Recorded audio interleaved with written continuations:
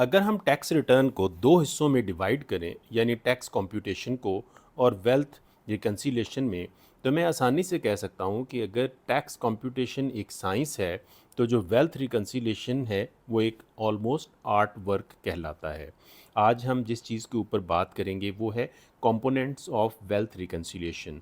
हम personal expenses के ऊपर बात करेंगे, पर्सनल एसेट्स और लाइबिलिटीज़ के ऊपर बात करेंगे और फिर हम देखेंगे कि वेल्थ रिकन्सिलिएशन किस तरह से होती है। तो सबसे पहले हम बात कर लेते हैं पर्सनल एक्सपेंसेस के ऊपर। पर्सनल एक्सपेंसेस में अगर आप देखें तो हमारे पास सबसे पहले हमारे को रेंट वगैरह आ सकते हैं अगर हम रेंटेड प्रेमिसेस में रहते हैं। टैक्सेस हमारा पार्ट होते हैं हमारे एक्सपेंस के। उसके अलावा कोई चार्ज, कोई सेस या कोई टैक्सेस से रिलेटेड हमने चीज़ पे की है तो वो हमारा एक्सपेंस होता है। यहाँ पे एक चीज़ बड़ी इंपॉर्टेंट है, ये जो हम बात कर रहे हैं वेल्थ स्टेटमेंट की, ये इंडिविजुअल के रेफरेंस से है। अगर हम बिजनेस की बात करेंगे तो बिजनेस के केस में वेल्थ रिकन्सिलिएशन नहीं होती, बल्कि बिजनेस के केस में हम हमेशा से एक चीज़ को डील करते हैं, वो है बैलेंस शीट। तो वेल्थ स्टेटमेंट या वेल्थ रिकन्सिलिएशन की जब भी बात होगी वो इंडिविजुअल के रेफरेंस से होगी। हम बात कर रहे हैं एक्सपेंसेस और पर्सनल एक्सपेंसेस की। रेंट आ सकता है, टैक्सेस आ सकते हैं जो भी हमने पे किए हैं, आपकी व्हीकल की रनिंग, मेंटेनेंस, फ्यूल एट्सेट्रा आ सकता है। ट्रैवलिंग आपने कोई भी की है, लोकल फ़ॉरेन आ सकती है, कोई फैमिली फंक्शन है, कोई इवेंट है, वो सारे का सारा एक्सपेंस आपको शो करना है। यूटिलिटीज़ यानी कि बिल्स, वो बिजली का बिल हो, गैस हो, फ़ोन हो या और कोई भी मोबाइल फ़ोन बिल, ये सारे हमारे पर्सनल एक्सपेंसेस अगर पर्सनल यूज़ के हैं। अगर बिज़नेस के हैं तो वो बिज़नेस में चले जाएंगे। कोई मेडिकल का एक्सपेंस हुआ है वो यहाँ पे आएगा। बच्चों की एजुकेशन, सारी के सारे एक्सपेंसेस हम यहाँ पे इजीली क्वालिफाई करवा सकते हैं। कोई डोनेशन दिया है या आपने ज़कात पे की है, कोई अदर एक्सपेंसेस है वो यहाँ पे आएगा। यहाँ पे एक और इम्पॉर्टेंट कॉन्सेप्ट को साथ अंडरस्टैंड करते जाते हैं।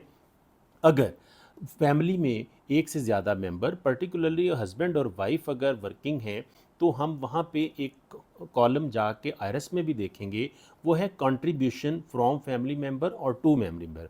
अगर आपने कंट्रीब्यूशन दिया है तो आप वहाँ पे अपना आउटफ्लो शो करेंगे, और अगर आपने कंट्रीब्यूशन लिया है तो आप वहाँ से कंट्रीब्यूशन, ये कंट्रीब्यूशन जो है ये गिफ्ट से एक अलहदा चीज़ है।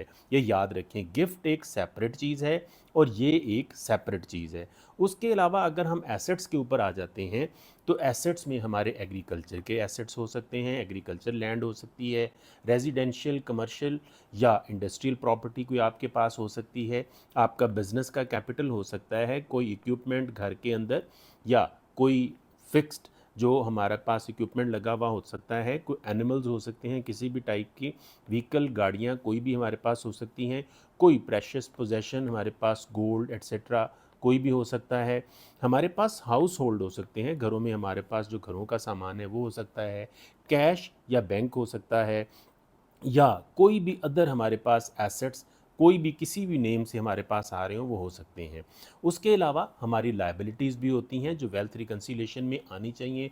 बहुत सारे लोग लायबिलिटीज़ को शिफ्ट कर देते हैं जिसकी वजह से प्रॉब्लम का शिकार रहते हैं। याद रखिए, आपने किसी फ्रेंड से लोन लिया है, फैमिली मेम्बर से लोन लिया है, ऑफिस से लोन लिया है, आपने कोई गाड़ी लीज़ करवाई हुई है या घर का आपने मॉर्गेज करवाया हुआ है, तो ये आपकी वेल्थ रिकन्सिलिएशन का पार्ट है।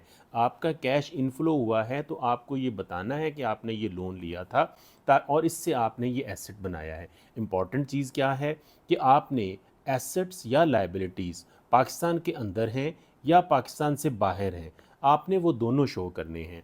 एक तो 116 की रिक्वायरमेंट भी है जिसमें $10,000 की इनकम या $1,00,000 के एसेट्स हैं तो मस्ट है।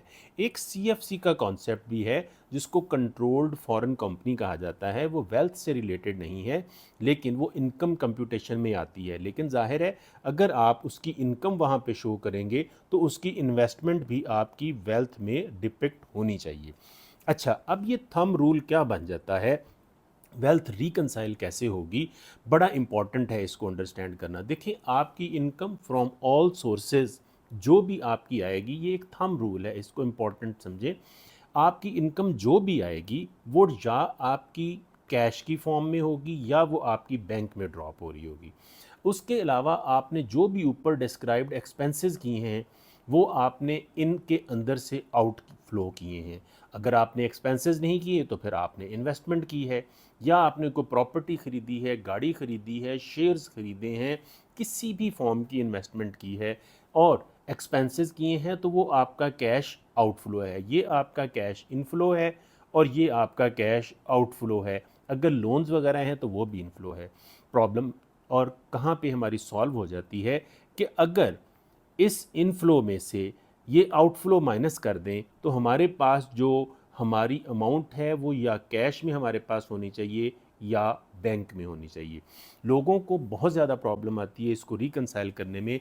तो ये थंब रूल याद रखें, आपकी जितनी भी इनकम है वो सारी की सारी इनकम जाके ड्रॉप हो रही है आपकी या बैंक में या कैश में, और वहाँ से आप या एक्सपेंसेस कर रहे हैं या इन्वेस्टमेंट्स कर रहे हैं किसी भी किस्म की, वो आपका कैश आउटफ्लो है। उसके बाद आपकी अमाउंट वो कैश में होनी चाहिए या बैंकों में होनी चाहिए। अगर आप ये वाला थंब रूल लगाएंगे तो आपकी वेल्थ रिकन्सिलेशन डेफिनेटली जो है वो रिकंसाइल हो जाएगी। अब आइए देखते हैं कि आयरस में ये किस तरह से बिहेव कर। आयरस के ऊपर एक सिंबॉलिक सी वेल्थ रिकन्सिलेशन वेल्थ स्टेटमेंट देख लेते हैं। ये पर्सनल एक्सपेंसेस हैं, मैंने सिर्फ समझाने के लिए आपको दिखाना है। आपको ये सारे एक्सपेंसेस यहाँ पे बाकायदा ब्रेक करने चाहिए। मैंने इनको टोटल में ऐड किया है 2.5 मिलियन में। फिर कुछ पर्सनल एसेट्स और लायबिलिटीज़ हम इस तरह से लेके आते हैं। ओपनिंग एसेट जो है वो सिस्टम खुद उठाता है रिकन्सिलिएशन के अंदर। आपने अपने पर्सनल एसेट्स जो हैं वो at the end of the year जो होते हैं वो आपने यहाँ पे शो करने हैं।